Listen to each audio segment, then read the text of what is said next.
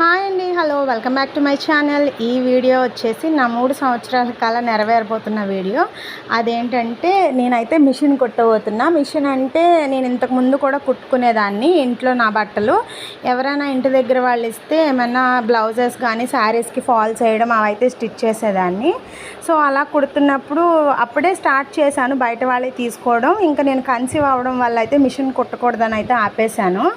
తర్వాత మేము ఇంతకు ముందు ఉన్న ఇంటి దగ్గర మిషన్ పెట్టడానికి ప్లేస్ లేదని బయట బాల్కనీలో పెట్టడం వల్ల మిషన్ అయితే వర్షం పడినప్పుడు ఆ వాటర్కి మొత్తం అంతా రెస్ట్ పట్టేసి పాడైపోయింది. ఇప్పుడు మేము ఉంటున్న ఇంటికి షిఫ్ట్ అయిన తర్వాత మొత్తం అయితే నీట్గా క్లీన్ చేసి కిచెన్లో అయితే పెట్టేశాను.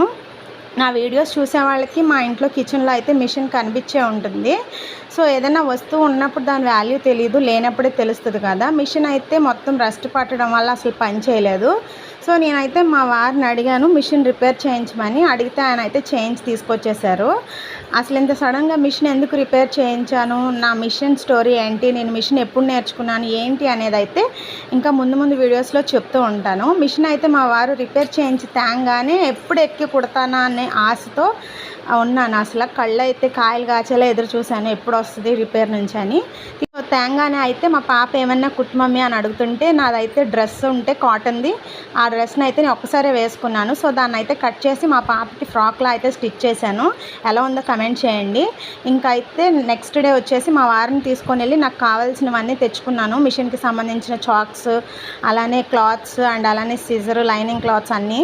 సో ఫస్ట్ టైం అయితే 3 years తర్వాత అయితే బ్లౌజ్ కటింగ్ చేసుకుంటున్నాను.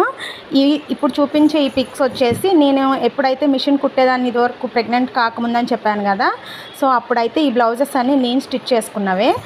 ఇప్పుడు స్టిచ్ చేసిన బ్లౌజ్ని కూడా లాస్ట్లో యాడ్ చేస్తున్నాను, చూసేసేయండి. అండ్ అలానే నేను ఆ శారీని వేర్ చేసినప్పుడు కూడా వీడియో తీసి పెడతాను. నా టైలరింగ్ స్టోరీని అయితే నెక్స్ట్ వీడియోలో కంటిన్యూ చేస్తాను. మా వీడియోస్ నచ్చితే సబ్స్క్రైబ్.